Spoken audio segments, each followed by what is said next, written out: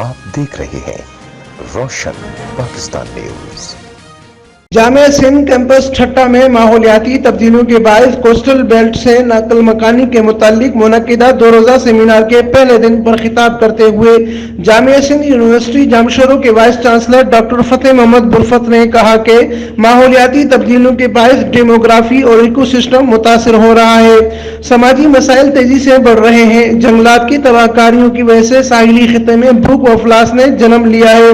रोजगार के वसाइल खत्म हो रहे हैं। उन्होंने कहा कि ठट्टा सिंध का तख्तगाह रहा है, जहां 500 से ज्यादा जामियात हुआ करती थी।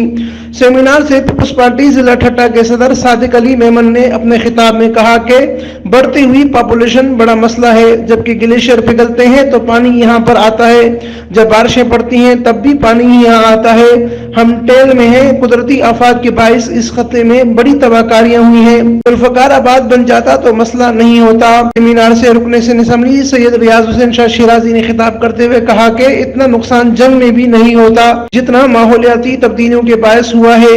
ये पूरी दुनिया का इशू है। समंदर में 35 लाख एकड़ जमीन निकल रही है। हुकूमत इस पर काम कर रही है। इस मुल्क का फ्यूचर हम लोग भी हैं और आप लोग भी हो।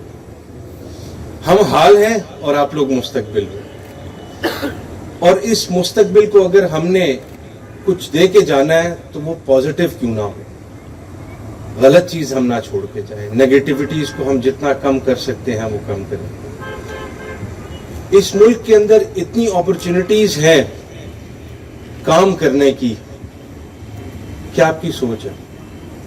लेकिन मसला ये है कि हमारी जो सोच है वो एक डब्बे के अंदर बंद है। सेमिनार से प्रोफेसर रफीक मेमन, डॉक्टर मुख्तियार महर, सरमद इकबाल, फिजा शाह, हारून बुकारी, केपी बहरानी व दीगर ने खिताब किया।